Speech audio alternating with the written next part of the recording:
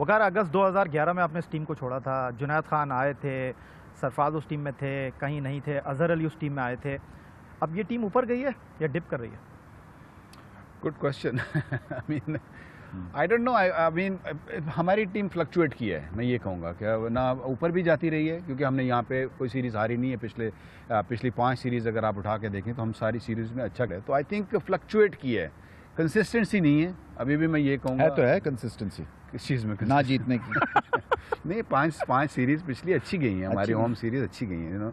तो ये है कि कंसिस्टेंसी लाने के लिए आई थिंक स्टेबिलिटी बहुत ज़रूरी है। वही फिर बात आ जाती है ड्रेसिंग रूम का माहौल, बाकी सारी चीज़ें, उनके सराउंडिंग अच्छी होगी तो सारी चीज़ें ठीक हो सकती हैं। तो ये कि जो परफॉर्मेंस है वो रिफ्लेक्ट करती है आपके डोमेस्टिक स्ट्रक्चर की स्ट्रेंथ के ऊपर।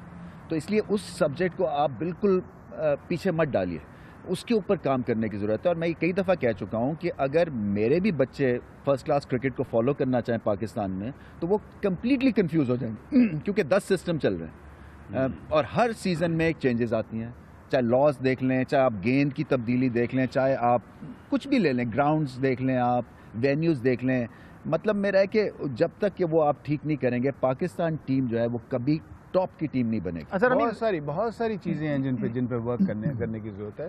डोमेस्टिक ना सिर्फ क्रिकेट, बल्कि जब फिर आगे ना कि क्रिकेट बॉल की बात आ जाती है, पिचेस की बात आ जाती है, माहौल की बात आ जाती है, तो बहुत सारी चीज़ों को ज़ेरे गौर लाना पड़ेगा। बड़ी लंबी डिबेट है, यहाँ खड़े हो कि आप 10 मिनट में इसको रैप अप नहीं कर सकते। ये आपको बहुत सारी चीज़ें जिनको देखना पड़ेगा। आप इस टीम के कोच थे वकार, और इस टीम के बॉलिंग कोच मोहम्मद अकरम है। एक बॉलिंग कोच का इस ड्रेसिंग रूम में आप क्या रोल देख रहे हैं? Are you satisfied? देखें, दोस्ती यारी नहीं नहीं, दोस्ती यारी मैं बड़ा फेयर हूँ इस मामले में। I think is done a good job. I mean जितने सोर्सेज हैं, जिस तरह के हालात हैं, मेरे ख्याल में उसने बड़ा अच्छा काम किया। ठीक है, हमने 4, 5, 6 नए बॉलर भी आए हैं, इंजरीज भी हुई हैं कुछ को, तो मेरे ख्याल में उन्होंने इतना कोई बुरा काम नहीं किया कि जी उनके ऊपर उंगलियाँ उठाई जाएँ। रमीज, जिस तरह बॉलिंग कोच इस टीम के ड्रेसिंग रूम में मौजूद है, कह रहे हैं एक बैटिंग कोच भी होना चाहिए। बैटिंग कोच आएंगे तो खिलाड़ी आउट होना छोड़ देंगे, खिलाड़ी स्लिप में कैच देना छोड़ देंगे। आपको लगता है सच कुछ ऐसा ही होगा या इस टीम को एक माहिर नफ्सियात की ज़रूरत है? नहीं, ऐसा ही होगा। कैसा? स्लिप मारनी छोड़ देंगे, आउट नहीं होंगे, 2-2 स्कोर करेगी हमारी टीम, सब ठीक हो जाए। तो कौन होगा ऐसा बैटिंग कोच रमीज? कहीं आप तो नहीं? मैं काश ऐसा हूँ, मैं तो खुद इतनी स्लिप्स मारता था, मेरा कोई चांस नहीं। ये मतलब मेरा कोचिंग के ऊपर एक बड़ा टिपिकल सा व्यू है, और मैं अभी भी समझता हूँ कि कप्तान को स्ट्रांग होना चाहिए। ये हेल्पिंग हैंड होते हैं। जो भी आए वो ऐसा बंदा आए जो कि स्पिरिट को और ऊपर लेके जाए, जिसके अपने कोई ज़ाती एंगल्स ना हो। क्योंकि होता ये है कि जितना आप लोगों से भर देते हैं पाकिस्तानी ड्रेसिंग रूम, उतनी ही ज़्यादा प्रॉब्लम्स भी आपको शुरू हो जाती हैं। अपने एंगल्स बन जाते हैं, अपने कॉर्नर्स बन जाते हैं। और एक बड़ी वजह जो इंग्लिश कोचेज़ या इंटरनेशनल कोचेज़ को रखने की थी, वो यही थी कि पॉलिटिक्स को कम किया जाए इस ड्रेसिंग रूम में, क्योंकि पॉलिटिक्स की वजह से बहुत हमारी बर्बादी हुई है। तो ये आपको देखना है कि कॉन्सेप्ट, मैं तो अभी भी समझता हूँ कि कोचिंग आप क्वालिटी के कोचेज़ रखें एकेडमीज़ लेवल के ऊपर, और यहाँ पे 1 महीने के लिए इनको खेलने दें। वकार, ऑस्ट्रेलिया में इंग्लैंड की टीम 5 टेस्ट मैच हार गई, 3 एशेज सीरीज जीत कर गए थे। भारतीय टीम फिर वही घर के शहर भारत में जीतते हैं, बाहर जाकर हार जाते हैं। आपकी टीम तो पहली टीम जो जनूबी अफ्रीका को जनूबी अफ्रीका में शिकस्त देकर आई, लेकिन जहां टीम हारती है वहां पर तोपों का रुख टीम की तरफ हो जाता है। ये साइकी चेंज होगी या इसी तरह चलेगा तो ठीक है? ये तो आप बताएंगे या देखें तो गिला किस चीज़ का है? मेरा मतलब है, अगर गिला किस चीज़ का, अगर बाकी टीमें हार रही हैं तो पाकिस्तान साउथ अफ्रीका में जाके साउथ अफ्रीका को मार के आया, तो मेरे ख्याल में हमें इस टीम से गिला नहीं करना चाहिए। इन्होंने अच्छा खेले हैं, अच्छा करके आए हैं। इवन साउथ अफ्रीका की सीरीज़, अभी होम सीरीज़ उन्होंने ड्रॉ की है, पहला टेस्ट मैच जीता। तो आई थिंक वही ना बात आ जाती है कि ज़रा सा बुरा करो तो एकदम वाज़ेह नजर आ जाता है। बात करूँ, ये वर्ल्ड रिकॉर्ड है, ये दुनिया की पाकिस्तान वाहिद टीम है कि साउथ अफ्रीका को साउथ अफ्रीका में शिकस्त दे आती है और फिर जिम्बाब्वे से हार जाती है। मतलब मैंने इतनी वेरिएशन, मैं यही आपसे पूछना चाह रहा हूँ, बैंगलोर की पिच पे भी नहीं देखी 5वें दिन। आपने मुझसे कहा कि तोप हम है लेकिन गोले तो आप है ना। और यही मैं आपसे पूछना चाहूँगा रमीज के पाकिस्तान टीम एक दिन बहुत अच्छी होती है, अनप्रेडिक्टेबल टीम का टीम के ऊपर टैग है। और पाकिस्तान टीम के बारे में आप जिस तरह बार बार एक बात करते हैं कि देखें परफॉर्मेंस को आप डिस्कस करें, परफॉर्मर को डिस्कस ना करें। करेक्ट। लेकिन अगर खिलाड़ियों पर आप लोग तबसरा नहीं करेंगे, अगर आप खिलाड़ियों की कारकर्दगी को हाईलाइट नहीं करेंगे, अच्छे को अच्छा नहीं बोलेंगे, बुरे को बुरा नहीं बोलेंगे, तो फिर क्या बोलेंगे? देखिए याया, आ गई बहुत, हमारा जो फ़ैन बेस है ना वो श्रिंक हो रहा है क्रिकेट की वजह से, क्रिकेट पाकिस्तान में ना खेलने की वजह से।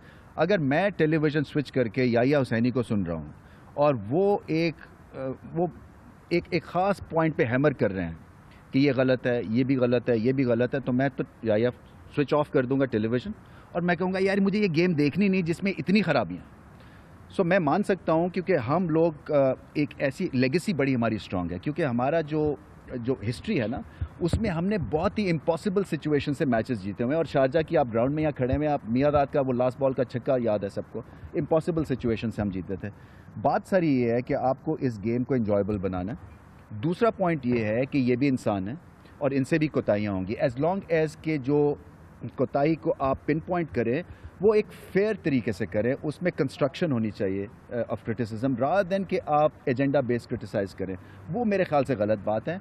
ये पॉलिटिकल शोज़ नहीं हैं। जो क्रिकेट के हमारे टॉक शोज़ अनफॉर्चुनेटली हो गए हैं वो पॉलिटिकल शोज़ बन गए हैं। उसमें बहुत ज़्यादा एंगल हो गए हैं, उसमें पतलून उतारना आजकल का मशगला समझ लिया जाता है और बड़ी फिर छाती खोल के कहा जाता है मैंने उसको कह दिया, मैंने उसको कह दिया, जो कि गलत बात है।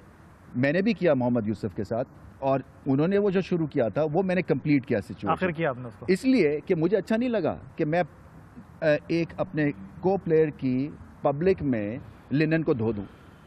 मगर आजकल शायद माहौल ये बन गया है कि सीधी ज़बान समझी नहीं जाती है, इज़्ज़त किसी को रास नहीं आती है अनफॉर्चुनेटली।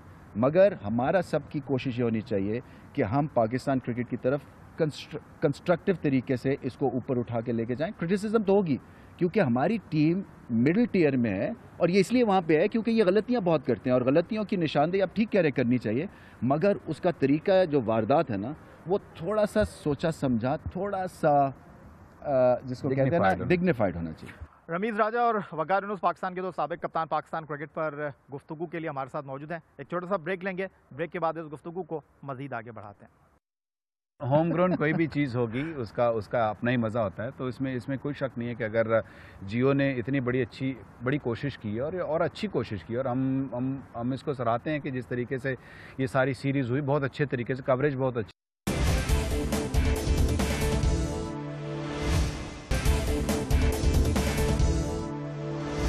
कमेंट्री कर रहे होते हैं, कमेंट्री बॉक्स में बैठकर आप खिलाड़ियों की कारकर्दगी को डिस्कस नहीं कर सकते, जैसे वो खेल रहा है आपको वैसे डिस्क्राइब करना है। बट जब आप किसी टॉक शो में आएंगे, जब आप कहीं तज्जिया पेश करेंगे, तो वहाँ पर आपका तज्जिया होगा, लेकिन कुछ लोग आपसे नाराज़ होंगे, कुछ फॉर्मर प्लेयर कहेंगे नहीं ये तो अपने ज़माने में ऐसे करते थे, हमारे बारे में इस तरह बोल रहे हैं, इस टीम के बारे में इस तरह बोल रहे हैं। इस पर आप क्या कहेंगे? देखिए, एज लॉन्ग एज पर्सनल नहीं होना चाहिए, आप बिल्कुल बात करनी चाहिए। अगर जिसने गलत किया उसको गलत बोलना पड़ेगा, क्योंकि ये हमारा जॉब है, हमारा ये काम है। इवन कमेंट्री बॉक्स हो या वो टॉक शो हो, गलत को गलत बोलना ज़रूरी है, लेकिन प्रोडक्टिव होना चाहिए। ये नहीं कि मेरा मतलब नाजायज़ ही आप किसी को उड़ा दें और किसी की भी पतलून उतार दें।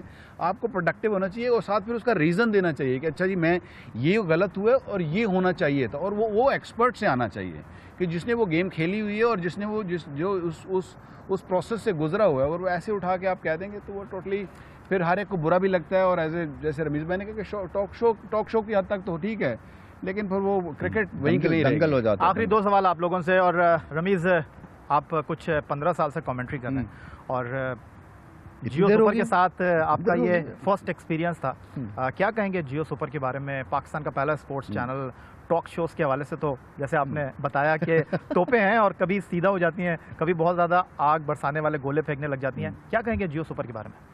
देखिए, बहुत अच्छी काविश है, इसमें तो कोई शक नहीं है, और इसलिए कि मेहनत बहुत की है और हम सब ने मेहनत की है, क्योंकि इसको ओन किया इस प्रोडक्ट को, और उम्मीद हम यही करते हैं कि हम कुछ अच्छी चीज़ लेके आए हैं पाकिस्तानी व्यूज़ के लिए। हमारे शोज़ से आप लोग खुश हुए होंगे, क्योंकि हमने कोशिश यही की है कि कंस्ट्रक्टिव रहें।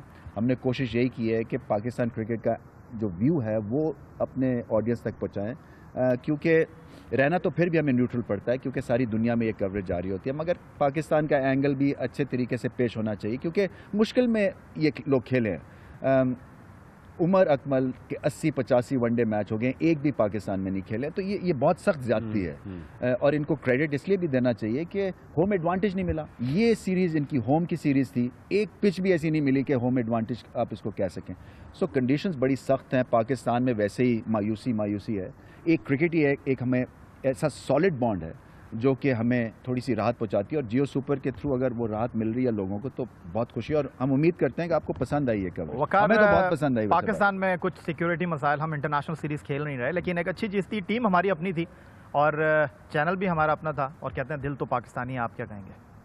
देखें, ऑस्ट्रेलियन देखिए होम ग्रोन कोई भी चीज़ होगी उसका अपना ही मज़ा होता है। तो इसमें कोई शक नहीं है कि अगर जियो ने इतनी बड़ी कोशिश की है और अच्छी कोशिश की है, और हम इसको सराहते हैं कि जिस तरीके से ये सारी सीरीज़ हुई, बहुत अच्छे तरीके से, कवरेज बहुत अच्छी थी। और आई थिंक इनिशिएटिव लेना चाहिए कि आगे भी फर्दर ऑन जो भी राइट्स आएंगे, तो आई थिंक जियो को पूरा इसमें पूरा पंगा लेना चाहिए, और इसमें मेरा ख्याल में इसको लेने की कोशिश करनी चाहिए, क्योंकि होम ग्रोन ऐसा है कि उससे अच्छी कोई बात नहीं है। अगर हम तो अंदर की बातें पाकिस्तान क्रिकेट में क्या हो रहा है, क्या होने वाला है, उन पर नज़र रखते हैं, लेकिन रमीज़ आपको कितना डर है, आपके अंदर कितना खौफ है इस टीम को लेकर, इस पाकिस्तान क्रिकेट को लेकर, जिसकी वजह से आज यहाँ हमारे साथ आप मौजूद हैं? कि आगे पाकिस्तान क्रिकेट को कुछ खतरे हैं, चेयरमैन का कुछ मसला है, कप्तान आपको लगता है कि कुछ है, खिलाड़ी कुछ ज़्यादा अच्छा नहीं सोच रहे, अच्छा नहीं खेल रहे? देखें, वो तो हर मसले तो रहेंगे सब कॉन्टिनेंट में। हर क्रिकेट टीम को कोई ना कोई मसला होता है, चाहे वो मैनेजमेंट के हिसाब से ले लें या इंडिविजुअल परफॉर्मेंस के हिसाब से ले लें। कोशिश ये करनी चाहिए कि आपने अनटचेबल्स फिल्म देखी थी? अगर नहीं देखी तो वो मतलब ही ये था कि सारी बेशक इर्द गिर्द के लोग जैसे मर्जी हो जाएं, आप एज अ ग्रुप जो है वो तगड़े रहें, क्योंकि आपकी वजह से पाकिस्तान की क्रिकेट की इज्जत है। और अगर आप कहीं फॉल्टर कर गए तो फिर हमारे यहाँ जो है ना उसका कोई चांस नहीं, उसका फ्यूचर नहीं है। तो बहुत मेहनत करने की ज़रूरत है। मैं इसलिए कहता हूँ कि ऑनेस्ट और डेडिकेटेड एक्स क्रिकेटर्स, ऑनेस्ट और डेडिकेटेड जो मैनेजर्स हैं, उनकी पाकिस्तान को अशद ज़रूरत है। और मैं सिर्फ क्रिकेट बोर्ड तक की बात नहीं कर रहा, मैं क्लब लेवल की बात कर रहा हूँ, मैं अंडर 19 की बात कर रहा हूँ, मैं स्कूल क्रिकेट की बात कर रहा हूँ, छोटे टियर की बात कर रहा हूँ। ये अनसंग हीरोज़ हैं। कई जो करते भी हैं काम, उनका नाम सामने नहीं आता। कई लोग दिल छोड़ के चले गए, कई लोगों को फाइनेंसिस की प्रॉब्लम है, क्लब चलाना मुश्किल काम हुआ है। वहाँ पे क्लब लेवल के ऊपर बहुत पॉलिटिक्स है, बहुत गंद है। वो जब तक साफ़ नहीं होगा तो अच्छा टैलेंट ऊपर आएगा नहीं। डिस्करेज हो जाते हैं बच्चे, 14 साल का बच्चा, 15 साल का बच्चा डिस्करेज होकर कहता है मैंने नहीं क्रिकेट खेली। वकार आपको कहते हैं बुरे वाला एक्सप्रेस 92 में जब आप इंग्लैंड में बहुत तेज़ गेंदें कर रहे थे, आपके बारे में कहा गया कि मौत 22 कदम के फासले पर। इस क्रिकेट के बारे में आप क्या कहेंगे कि पाकिस्तान टीम का कप्तान कौन होगा, पाकिस्तान टीम का कोच कौन होगा? अभी हम कुछ मफरूज़े बहुत ज़्यादा हैं इधर। इस पाकिस्तान क्रिकेट के बारे में आप क्या कहेंगे? खिलाड़ियों को इस बारे में सोचना चाहिए या नहीं सोचना चाहिए? क्रिकेट बोर्ड में क्या तब्दीली होती है, कौन आता है कौन नहीं जाता? खिलाड़ियों को सिर्फ अपनी परफॉर्मेंस पर फोकस करना चाहिए? मीडिया में उनके बारे में कौन क्या कहता है, डजंट मैटर? देखें, ये आप जब कहते हैं ना कि ये डजंट मैटर के जी, वहाँ के ये मैटर होता है, क्योंकि हर बंदा शाम को जाके टीवी लगा के 10 मिनट देखता है, रिलैक्स होना चाहता है। अगर वो नहीं भी देख रहा तो उसको फ़ोन करके बता दिया जाता है, फ़ोन करके पता चल जाए उसको। सब सारी इन्फॉर्मेशन, आजकल टेक्नोलॉजी इतनी हो गई है कि 10 मिनट लगते हैं, हर चीज़ आपको पता चल जाती है। तो आई थिंक जितना भी आप इसको दिमाग से निकालना चाहेंगे, आपके दिमाग में ये चीज़ें आती हैं। आप हमेशा ये सोचना चाहोगे पीसीबी में क्या हो रहा है, कौन चेयरमैन है, क्या हो रहा है। आजकल तो बहुत सारी खबरें घूम रही हैं, तो बहुत ज़्यादा कन्फ्यूजन होती है। और उसका मैं ब्लेम नहीं करूँगा, लेकिन थोड़ा सा ज़रूर इसका असर ज़रूर हुआ है इस सीरीज़ में, जो आपको नज़र आई है कि जी आपको ऐसा लगा है जैसे कि जिन्हें लोग थोड़े से अपने खत्तों में नज़र आए हैं, अपना सोच रहे हैं। तो आई थिंक वो चीज़ें सामने नज़र आना शुरू हो जाती हैं। बहुत शुक्रिया आपका वकार यूनुस, बहुत शुक्रिया आपका रमीज़ हसन राजा साहब। और इस शो में हमने न किसी की पतलून उतारी, ना हमने किसी को यहाँ पर पॉइंट आउट किया। बहुत सी चीज़ों पर हमने यहाँ पर बात की, लेकिन अपने अंदाज में बात की। रमीज़ हसन राजा, वकार यूनुस हमारे साथ मौजूद थे और दोनों की गुफ्तगू आपने सुनी। कितना दर्द रखते हैं पाकिस्तान क्रिकेट का, पाकिस्तान क्रिकेट के बारे में क्या सोचते हैं, ये आपने इनकी ज़बानी सुना। अब हमें ईमेल कर सकते हैं score@geo.tv पर, फेसबुक पर आप विजिट कर सकते हैं हमारे page score.geo news. Syed Yahya Hussaini को शारजा क्रिकेट स्टेडियम से इस खास प्रोग्राम के साथ दीजिए इजाज़त। अल्लाह हाफ़िज़।